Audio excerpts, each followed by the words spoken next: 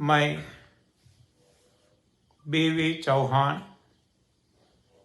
Electrical engineer, Amreli, Gujarat, India. मैंने Gujarat electricity board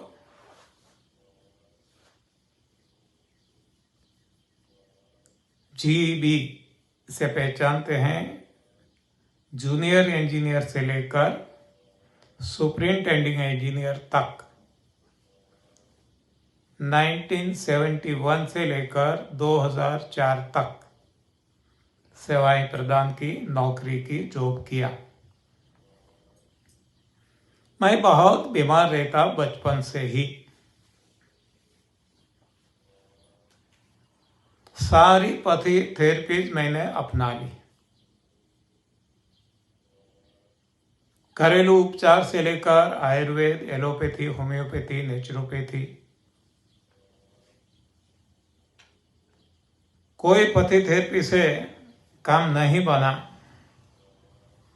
तब alternative therapy जिसको हम कहते हैं, इसका भी मैंने प्रयोग किया, सहारा लिया, जिसमें पानीपैथी, शिवांगु यानी कि स्वमूत्र प्रयोग, गौमूत्र प्रयोग, हास्य थेरेपी, ऐसे नाना प्रकार की थेरेपीज। लेकिन कोई जब फायदा नहीं हुआ, तब एक्सरसाइज का सहारा लिया, व्यायाम, कसरत, हेवी एक्सरसाइजेस। इससे भी कोई फायदा नहीं हुआ, तब अनुलोम विलोम, भस्त्रिका, कपालभाति, 3SRB, 5 रिफाइनिंग, ये सारे योगासन, प्राणायाम का सहारा लिया। लेकिन रोग नहीं जाते थे, बढ़ते थे। तब और जो जितने रास्ते मेरी समझ में आए, ये सब कुछ मैंने अपना के प्रयोग कर लिया। इसमें रेकी भी सीखा, 1st डिग्री, 2nd डिग्री। लेकिन जब कोई फायदा नहीं होता था तो आगे नहीं गया। अब जो मैं नहीं मानता था, विश्वास नहीं था, क्योंकि मैं पढ़ा लिखा इंजीनियर, दोहरे धागे में भूत भुआ, इसमें नहीं मानता था। क्रियाकांड, रोगों को हटाने के लिए पितृतर्पण, कथा वार्ताएं, यज्ञ, होम, हवन, फिर भी इसका सहारा भी लिया। मरता क्या नहीं करता, लेकिन इससे भी फायदा नहीं हुआ। तब अंत में मजबूरन मैंने तय कर लिया कि ऐसा जीवन तो मैं जी नहीं पाऊंगा, क्योंकि मेरी एक एक घड़ी, एक एक पल, एक एक क्षण युगों से लंबी बीतती थी। तो ये असह्य था। तो मैंने तय कर लिया कि let me commit suicide now, अब आत्महत्या कर लूं। लेकिन ये भगवान को मंजूर नहीं होगा। तो मुझे सही ज्ञान दिया, सही रास्ता दिखाया। मान लो मेरा तीसरा नेत्र खोल दिया, और जैसे ही उनके बताए रास्ते पे मैंने चलना शुरू किया, मेरे सारे रोग हट गए। जितने भी रोग थे, बहुत सारे, पैर के तलवे से लेकर मस्तक तक, एक भी पुर्जा, एक भी अंग उप अंग ऐसे नहीं थे कि जो रोगों से ग्रसित ना हो, सारे चले गए। फिर भी मैं मानता नहीं था, क्योंकि जो आज तक मेरी मान्यताएं थी इससे सब कुछ विपरीत था, क्वाइट कॉन्ट्राडिक्टरी, एकदम उल्टा, जो मेरा मन स्वीकार नहीं करता था। लेकिन परिणाम थे तो इसको नकार भी नहीं सकते थे। तो मैंने खुद पे प्रयोग किया, खुद के परिवार पे प्रयोग किया, 9 साल तक प्रयोग किया और सभी में सफलता मिली। मेरी पत्नी को बचपन से ही सर दर्द था, माइग्रेन, दवाइयां लेते लेते इसकी साइड इफेक्ट में एसिडिटी हो गई। दोनों की दवाइयां चलते चलते ओबेसिटी हो गई। अब तीनों की दवाइयां शुरू हो गई और रूमेटॉइड आर्थराइटिस हो गया, ओबेसिटी हो गया और रूमेटॉइड आर्थराइटिस भी हो गया। अब इसकी भी दवाइयां सभी की दवाइयां चलने लगी तो जीना नामुमकिन हो गया। इतना दर्द, तड़पती रहती थी, नींद भी नहीं आती थी, रोती रहती थी और दवाइयां लेते रहते थे। जैसे शरीर रोग है, डायबिटीज, बीपी, एसिडिटी, माइग्रेन, सांस से कैंसर, जोड़ों का दर्द, किडनी का, हार्ट का, लीवर का, जो भी रोग है, ये सारे कायिक रोग कहते हैं, दैहिक रोग कहते हैं। इसके बारे में हमने काफी चर्चा कर ली, कल भी की थी, आज भी रिपीटेशन कर लिया। अब हम आगे देखते हैं ऐंद्रिक रोग। ऐंद्रिक रोग है थकावट, कमजोरी, जैसे कि आंख पे चश्मे लग जाना। क्यों? कि आंख की जो रोशनी है कमजोर हो जाती है। कानों में मशीन लगाना, कम सुनाई देना, कान की कमजोरी है। ऐसे हाथ पैर अच्छी तरह से अपना काम न कर सके, थकान लगे, ये हाथ पैर की कमजोरी है। यानी कि जो सारी इंद्रियां हैं, दशेंद्रियां, कर्मेंद्रियां, ज्ञानेंद्रियां, उनके रोग है कमजोरी। देखो अब कंपेयर करेंगे।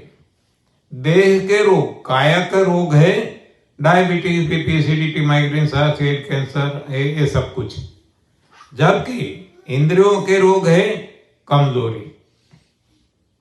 अब रोगों का कारण क्या है? यहां था गंदगी, यहां भी वही है गंदगी। तो वहां गंदगी क्या? खाने से जो बनी वो। यहां गंदगी क्या है? खाने से, गलत खाना खाने से इसमें से एसिड बनता है, पित्त बनता है, और ये एसिड है सारे शरीर को जकड़न वाला बना देता है, स्टीफ बना देता है। और जैसे जकड़न वाला स्टीफ, हार्ड, सख्त बन जाता है तो हमारे स्नायु, हमारी हड्डियां एकदम ब्रिटल बनने लगती है, टूट जाती है। हम देखेंगे कि इतना दूध खाने वाले हमारी हड्डियां टूट जाती है, चकनाचूर हो जाती है, मल्टी फ्रैक्चर हो जाते हैं। लेकिन सारी दुनिया में अन्य प्राणी कोई दूध नहीं खाते, उनकी हड्डियां टूटती नहीं है, क्योंकि भगवान ने हड्डियां लचीली दी है। इतनी लचीली कि बैंड कर सके, इतनी लचीली कि इस पे से कोई व्हीकल चला जाए तो भी वो टूटे नहीं। लेकिन हमने गलत खाना खा करके, दूध खा करके, अनाज दालों खा करके, पकाया हुआ खा करके, मांस मच्छी अंडे खा करके शरीर में एसिड को जन्म दिया। एसिड के कारण हड्डियां, सारे स्नायु सब कुछ ब्रिटल बन गए, सख्त बन गए, और इसकी वजह से हर कोई, जितनी भी हमारी इंद्रियां हैं, वो सही ढंग से काम नहीं कर पाती और कमजोरी महसूस करते हैं हम। तो अब ये गंदगी रोगों का कारण है, कमजोरियों का। इंद्रियों के रोग कमजोरी, कमजोरी का कारण है गंदगी, गंदगी है एसिड। तो एसिड को कैसे हटाए? तो एसिड को हटाने के लिए है लंघनम परम औषधम, यानी फास्टिंग बढ़ाए। जितना फास्टिंग बढ़ेगा एसिड कम होता जाएगा और शक्ति महसूस करेंगे। आजकल हम इसी में भी भ्रांति में पटक रहे हैं। आज हम कल क्या कहते हैं कि जितना ज्यादा खाएंगे ज्यादा ताकत बढ़ेगी, शक्ति बढ़ेगी। सब कुछ गलत है। खाना हमें खा जाता है, खाने से कोई ताकत नहीं है। खाना लेने को जाते हैं, इसमें ताकत, शक्ति का खर्च होता है। काटते हैं, चबाते हैं, शक्ति का खर्च होता है। अंदर जाने देते हैं, शक्ति का खर्च होता है। चयापचयन होता है, स्टमक में शक्ति का खर्च होता है। निकालते हैं, शक्ति का खर्च होता है। तो खाने में खर्च है, खाने से कोई ताकत नहीं है। इसलिए हम कहते हैं कि भोजन जो है वो शक्तिदायक नहीं है, भोजन निर्माण का तत्व है। इससे बॉडी का, शरीर का निर्माण होता है, बॉडी बिल्ट होता है। तो ये बिल्डिंग मटेरियल है। Food is the building material, food is not the source of energy. लेकिन हम इसमें एनर्जी मानते हैं क्योंकि हमें गलत पढ़ाया गया है, हमारे विज्ञान में गलत सिखाया गया है। इस हिसाब से हम भोजन से ताकत मान के खाते हैं और भोजन में ताकत बताई गई है। हर कोई खाद्य पदार्थ में कैलोरी बताई, कैलोरी वैल्यू दी गई है। इसमें इतनी कैलोरी, इसमें इतनी कैलोरी। सरासर झूठ है सब कुछ। तो नहीं खाएंगे, ताकत आएगी, तब प्रयोग करेंगे तब पता चलेगा। तो लंघनम परम औषधम, जितनी हमारा लंघन बढ़ता जाएगा ताकत बढ़ती जाएगी, क्योंकि एसिड घटता जाएगा, कम होता जाएगा। तो फिर से लचीलापन आ जाएगा हर कोई स्नायुओं में, हड्डियों में। अब हड्डियां टूटेगी नहीं, एसिड नहीं बनेगा। तो अब देखते हैं तीसरा, वो है मन। देह, काया एक, दूसरी इंद्रियां, तीसरा मन। तो मन के रोग है तो हमारी सोच के अनुसार करते हैं। तो सोच का सोर्स दो है, एक है धर्म, एक है विज्ञान। धर्म है वो सही है, अच्छा है। धर्म ही इंसान का जीवन है। लेकिन ये बताया गया है हर कोई वेद पुराण में, शास्त्रों में, कि चतुर्युग है, सतयुग, द्वापर युग, त्रेता युग और कलियुग। तो कलियुग है वो सर्वनाश का युग है। इसमें सब कुछ नष्ट हो जाता है और फिर से सतयुग आता है। तो आजकल हम देखते हैं कलयुग चल रहा है। और सर्वनाश कब होगा? विनाश काले विपरीत बुद्धि। हमारी बुद्धि ही विपरीत हो जाती है तो हम गलत कार्य करने लगते हैं और हम खुद को मारते हैं, आपस में झगड़ा करते हैं। देखो कितने देश देश के बीच में युद्ध चल रहे हैं, ये सारा कलयुग की निशानी है। तो इसमें से हमें बचना है, बच भी सकते हैं। जैसे कि रावण के राज में विभीषण था, बच गया, भगवान का भक्त था। दुर्योधन के राज में विदुर जी थे, बच गए, भगवान के भक्त थे। तो उसी तरह आज कलयुग में हम भी भगवान की भक्ति करेंगे, भगवान को समर्पित होंगे, तो हम भी बच सकते हैं और अच्छा जीवन जी सकते हैं। तो समझने के लिए हम महाभारत का भी उपयोग कर सकते हैं। उनको समझ सकते हैं कि महाभारत में दोनों की कहानी है, दो भाइयों की, कौरव और पांडव। पांडुपुत्र ये पांडव कहे गए और धृतराष्ट्र गांधारी उनके पुत्र कौरव कहे गए। तो कौरव हम देखते हैं कि दुराचारी थे। क्यों? क्योंकि उनके जो माँ बाप थे, धृतराष्ट्र जन्म से अंध, गांधारी जन्म से अंध नहीं थी। शादी के बाद उन्होंने पतिव्रता धर्म के लिए अपनी आंखों पे पट्टी बांध दी।